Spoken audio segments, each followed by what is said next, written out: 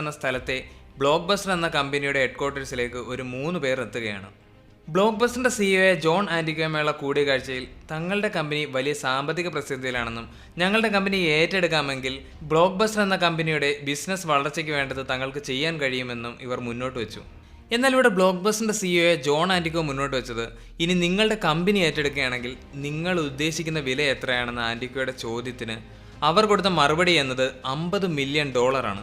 ഇത് കേട്ട block buster സിഇഒയും മറ്റ് അംഗങ്ങളും ചിരിക്കാൻ തുടങ്ങി.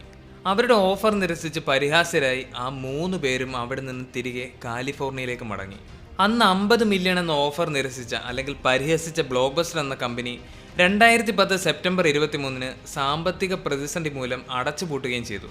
എന്നാൽ അന്ന് 50 മില്യൺ ഓഫറുമായി ബ്ലോക്ക് ബസ്റ്ററിൽ വന്ന് പരിഹസിച്ച് വിട്ട ആ 3 പേർ എന്നത് നെറ്റ്ഫ്ലിക്സിന്റെ സിഇഒ ആയ റീഡ് ഹാസ്റ്റിങ്സും കോ ഫൗണ്ടറായിരുന്ന മാർക്ക് റാൻഡോൾഫും നെറ്റ്ഫ്ലിക്സിന്റെ